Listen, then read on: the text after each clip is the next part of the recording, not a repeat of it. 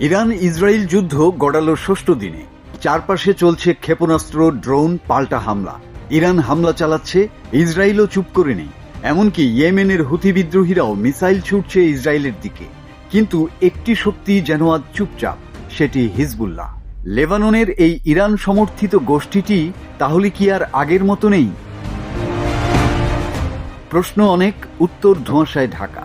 Iran Israel যুদ্ধ শুরু হতেই অনেকেই ভেবেছিল এই বুঝি হিজবুল্লাহ ঝাঁপিয়ে পড়বে, কিন্তু এক বিবৃতিতে তারা জানিয়ে দিয়েছে এখনই নয়। অথচ ইসরায়েল কিন্তু থেমে নেই।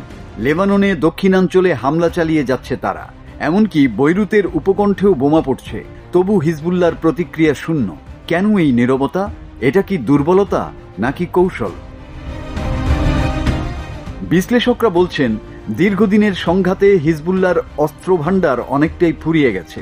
তাদের অনেক কমান্ডার নিহত। এমনকি গোষ্ঠী প্রধান হাসান নাসরুল্লাহ ইসরায়েলি হামলায় মারা গেছেন বলে ধারণা।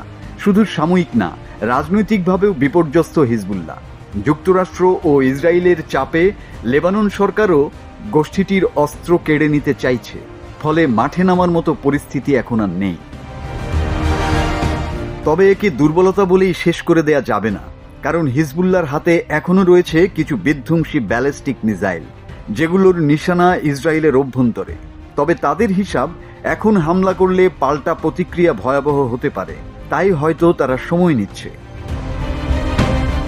মধ্যপ্রাচ্য বিশ্লেষকরা মনে করেন, হিজবুল্লাহর নীরবতা তাদের সামরিক অক্ষমতার প্রমাণ। এখন তারা প্রস্তুত নয়। কেউ আবার বলছেন, হিজবুল্লাহর এখন হস্তক্ষেপের প্রয়োজন নেই, ইরান একাই যথেষ্ট। তবে পূর্ণ যুদ্ধ শুরু হলে চিত্র পাল্টে যাবে। 1982 সালে ইরানের সহায়তায় গঠিত হিজবুল্লাহ প্রতিবাদ করেছিল ইসরায়েলি দখলের বিরুদ্ধে।